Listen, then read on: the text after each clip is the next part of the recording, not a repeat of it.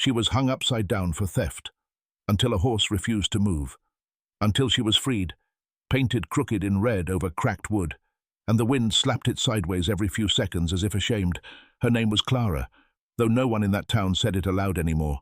She hadn't stolen food or cloth or coin, but herbs, wild ones, roots used for healing and breath. The preacher's wife had fallen ill, and Clara had left a bundle at the doorstep, unpaid, unasked, but recognized by scent. That's when they came for her, said she'd cursed the woman instead, said the plants were savage tricks, said she was lucky they weren't burning her. So now she hung from the hitching post outside the saloon, wrists tied behind her back chin, tipping toward the dirt, dark hair dragging through dust and blood. No one looked at her long. A few drunkards jeered. A child tugged her mother's dress and asked, "Why is that lady upside down?" The mother said, "Because she broke the law."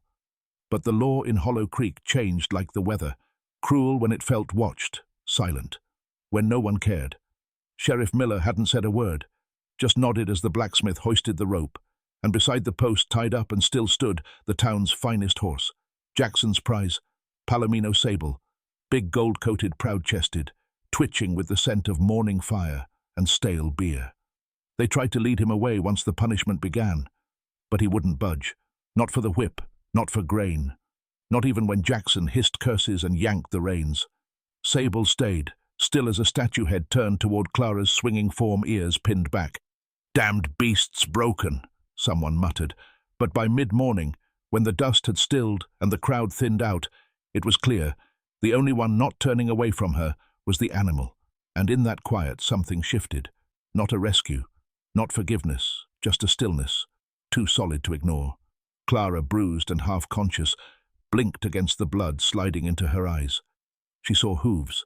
She heard breathing, and she felt somewhere deep beneath the ache and rope burn, the strange beginning of a standoff that wasn't hers to start, but just might end with her feet on the ground. By afternoon, Clara's face had swollen on one side and her lips cracked from the heat.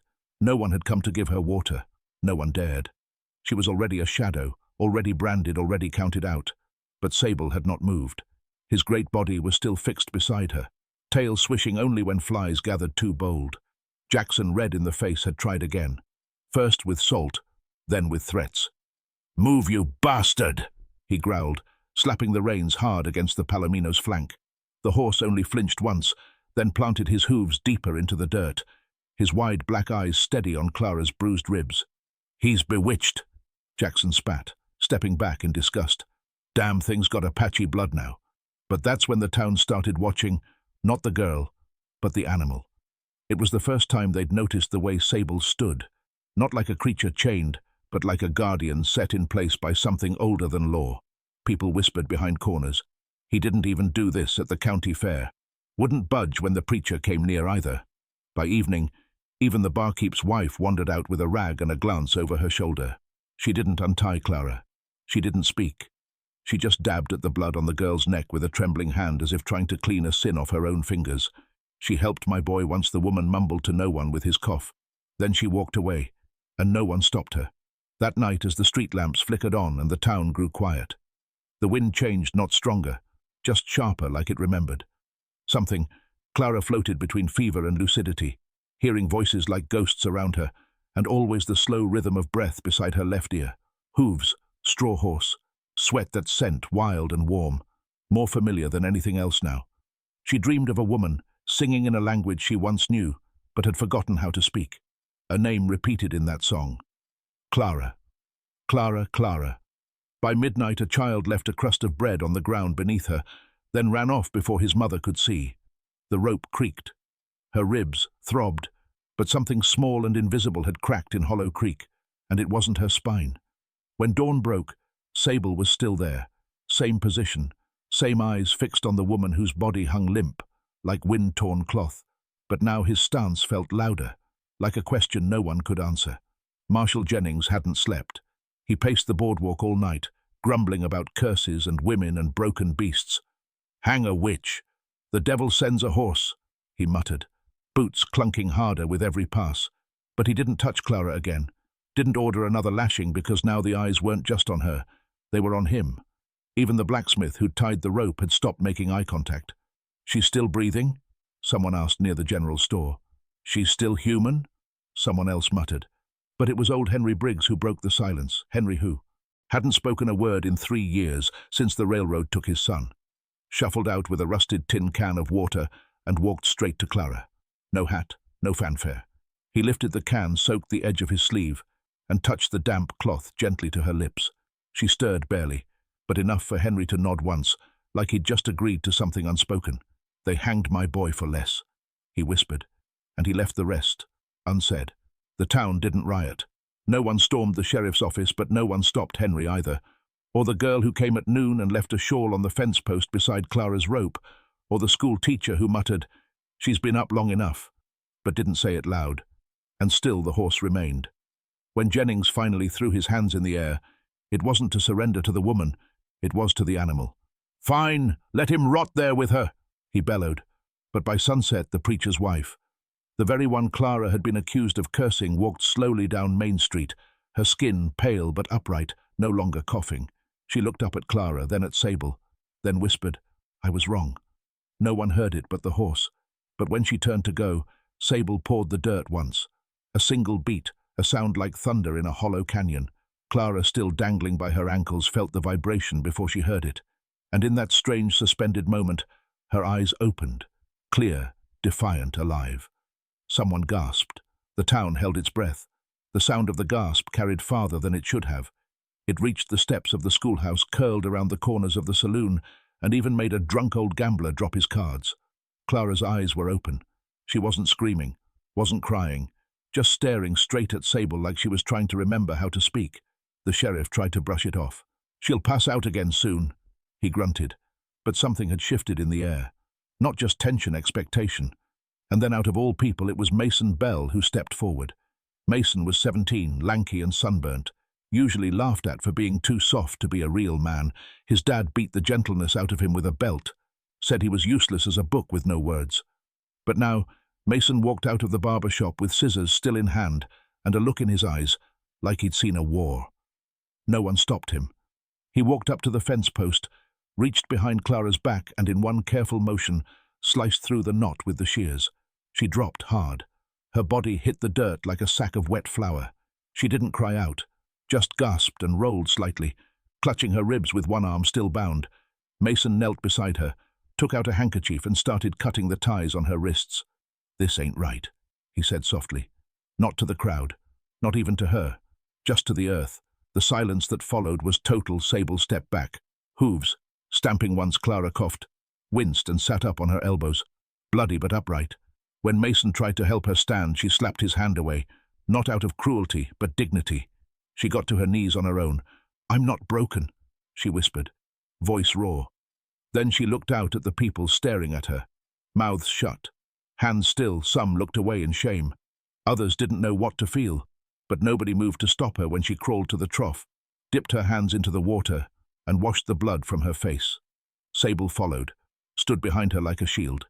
Clara didn't thank them. She didn't weep. She just stood, spine cracked, but spirit rising, and faced the town as if daring them to blink first. They had taken nearly everything, her name, her dignity, the breath from her lungs. But they hadn't taken her will. Clara stood barefoot in the dust, spine bent like a river willow, but eyes steady, dripping water from her chin. When she finally drank from the trough, it wasn't desperation, it was defiance. She dipped both hands, lifted the murky water with trembling fingers, and let it run down her throat, while the entire town watched in silence. Sable stayed beside her, not tethered, not commanded, just present. The preacher looked away, first muttering something about demons, and shuffled back inside the church. Others followed slowly, some in shame, some in fear, but no one spoke a word to her. Not even Marshal Jennings, who stood with fists clenched and mouth pressed flat, could make himself approach. He knew everyone did. They had crossed a line that could not be scrubbed clean. Clara didn't walk away. She moved slowly toward the saloon porch, one step at a time, past the sign that still called her a thief, and picked up the rope that had bound her. She held it for a moment, coiled like a snake in her palm, then draped it over the railing, not to return it, but to leave it there like a curse. Someone else would have to lift. Mason stood nearby, unsure if he should speak. When he finally whispered, "What will you do now?" She didn't answer him directly. She turned toward the open land behind the saloon, toward the hills, where the sky widened and the road broke away from town. "I'll find where I was before they forgot me," she said, "before I forgot myself." That night, Clara slept beside the fence post where she had hung not from weakness, but to mark the place with her waking breath. She curled beneath the shawl left for her by a stranger, one hand resting lightly on Sable's flank, the other tucked under her bruised ribs. She dreamed of drums she hadn't heard since childhood, of fingers weaving herbs into braids of a time when women knew how to name pain, so it wouldn't fester. By morning, the trough was empty. The shawl was gone, and so was Clara. Only Sable remained standing exactly where he'd been since dawn, 2 days before, ears perked toward the east, waiting for no one but watching everything. Clara walked for half a day without looking back. The town disappeared behind her like smoke that didn't want to rise. Her feet bled through the dry weeds, but she didn't slow. Every step away from Hollow Creek felt like unpeeling something heavy from her skin, a shame that hadn't been hers to carry, a silence that had grown like mold between her ribs. When she finally stopped, it was at the edge of a narrow creek, the kind only locals knew to follow, when the rain had been kind the season before. There, tucked between cottonwoods and sagebrush, she saw it, a small ring of stones half swallowed by moss, with bones of an old cooking fire still black in the center. Her mother had brought her here once long ago, before white men renamed her clan, before sickness. Before silence, Clara knelt beside the stones, brushed away the dirt, and found beneath it the faint carving of a turtle. Her mother's mark. Her own name had come from that story, the one about the turtle who carried the earth on her back, but could never be seen crying. Clara ran her hand across the stone and whispered, "I remember." Then she built a small fire, not for heat but for memory. She gathered leaves, herbs, wild onions, not to eat yet but to sort. She pressed roots between her fingers, testing their dryness, naming them out loud. The words came back slowly. Taneka katu nvi. They sounded awkward in her mouth, but beautiful too, like a tongue finding its balance after being cut. That night, Sable found her again. She didn't hear him at first, only felt the earth shift behind her, the heavy exhale of recognition. He had followed her all that way, hoof by hoof, refusing every hand that tried to claim him back. Clara didn't speak. She just looked at him, then back at the fire, and nodded once. "You can stay." He lowered his head beside her shoulder like an answer, and in that place where no one knew her name, where no one had tied her wrists or called her a curse, she finally slept under stars that didn't care who was guilty or forgiven, only who could still listen to the land. The townsfolk assumed she'd fled into nothing, into brush and wild, the way exiled women were supposed to vanish, like a mistake never written down, but Sable's absence made it hard to forget. He'd been more than just a prize horse. He'd been the marshal's ego, the town's pride, and now he was gone. Not stolen, but walked away of his own will, refusing Rain's commands, feed. For a week no one saw Clara. Then someone noticed a trail near the South Ridge, bundles of sage, tied in a specific pattern along a deer path, the kind used by women who still remembered the old way of leaving signs for each other. Someone else spotted circles burned faint into tree bark, not accidental, but intentional, small smoke marks marking safe ground. Rumors turned quiet. The preacher stopped preaching about evil tongues and started coughing again. The blacksmith's wife began boiling water with bitter root leaves. Clara had once traded her, suddenly recalling the instruction to boil it twice. Still no one dared speak her name, not because they feared her, but because they feared how quickly their shame might answer back. Far beyond the ridge, in a clearing circled by cottonwood and stone, Clara began to rebuild what she had never owned but had always belonged to. She stacked logs by hand, made crude tools from bones and iron scraps, used her own spit and ash to bind her cuts. Sable hauled rocks beside her without prompting, stood by the water as she dug narrow trenches to keep the firewood dry.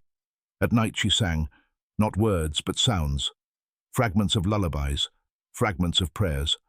Her voice cracked from disuse, but the canyon didn't care. It echoed her anyway. She didn't plan revenge, didn't pray for apology. She just built a table, a fire ring, a woven screen of reeds to dry herbs on. One morning, she awoke to find 3 chickens pecking at the edge of her cleared ground.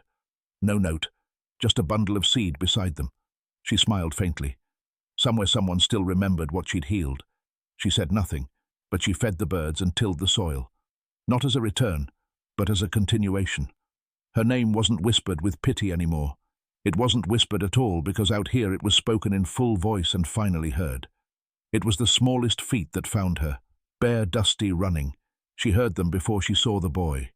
Sharp breaths through the cedar trees, snapping twigs in a rhythm, too fast for an animal, too light for a grown man. Clara stood from where she'd been grinding roots and turned slowly, a dried stalk still clutched in her hand. The boy came skidding into the clearing, panting hard, eyes wide and wild. Maybe 8 years old, shirt torn, knees scraped, carrying nothing but a cloth bundle and the smell of fear. "They said you were a witch," he blurted. "But Mama said you healed her feet when the boils came." She said, "If I ever got lost, I could find the woman with the fire eyes." Clara didn't speak. She crouched slowly, her own ribs aching from where they had been cracked. The boy's chest heaved. "They sold my sister," he whispered, voice breaking. "I bit the man. Then I ran." He held out the bundle like an offering, and Clara unfolded it. Inside were 2 hard biscuits, a strip of cloth with old blood, and a single crow feather. She nodded once.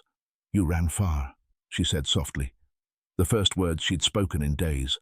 The boy nodded, then collapsed at her feet. Sable stepped forward, then nose, low ears, forward, not threatening, curious. The boy flinched at first, then saw the horse's eyes and reached a hand out like he knew how to speak to animals, better than people. Clara lifted the child carefully and carried him to the fire. She made broth from bone and onion, pressed a cold stone against his bruises, and placed the feather above her door. Not as decoration, but recognition. Someone had trusted her again. Someone small, someone brave. That night the boy curled against the horse's belly like a pup beside a warm wall, and Clara sat watch with a knife in her hand and ash on her cheekbones. Not in fear, but in promise. Tomorrow she would find where the girl had been taken. She would mark a path. She would teach the boy the names of stars and roots and stones that could cut if needed. Not all healing meant softness. Some healing required teeth, and Clara remembered both now, how to soothe and how to survive. By the time Clara reached the edge of Whisper Rock, the boy asleep on Sable's back and her pack slung low. The wind had turned hot and dry, carrying the scent of pine smoke from somewhere far off. It reminded her of when the women used to burn cedar to cleanse lies from a house. This wasn't that kind of fire. This one walked upright.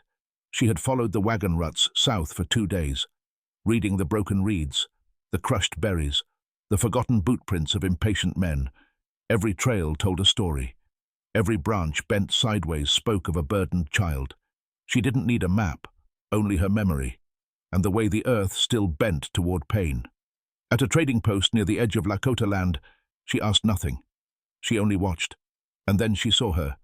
A girl, maybe 10, too still for her age, sitting behind a crate of boiled corn with her eyes glazed like frost. Clara walked right up, looked her in the face and said, "Your brother bit a man for you." The girl blinked once, then twice. Then her chin dropped into her chest as if the tension had been the only thing keeping her upright. A man in a leather coat stepped forward. "That one yours?"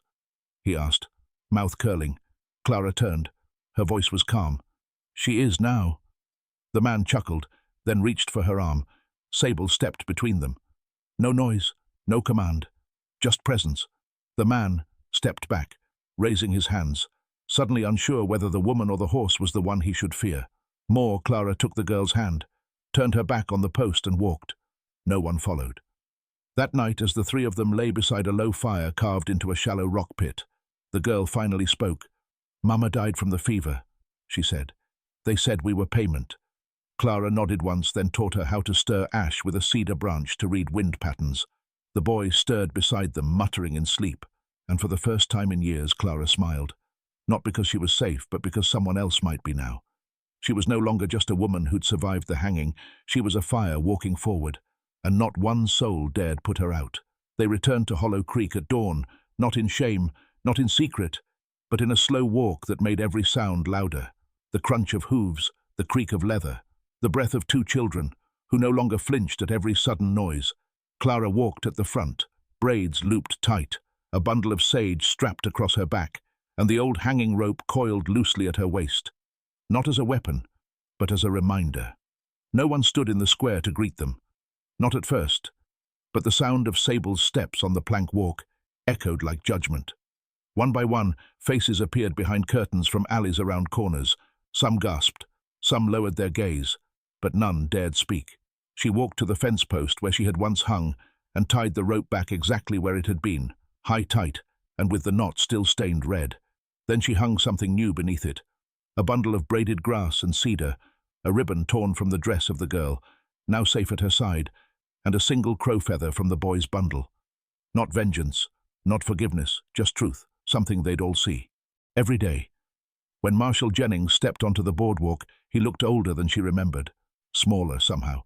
"You ain't got claim here," he said weakly. Clara met his eyes. "Good," she replied. "I'm not staying." She turned to the crowd. "I came so you'd see what you built. Doesn't hold."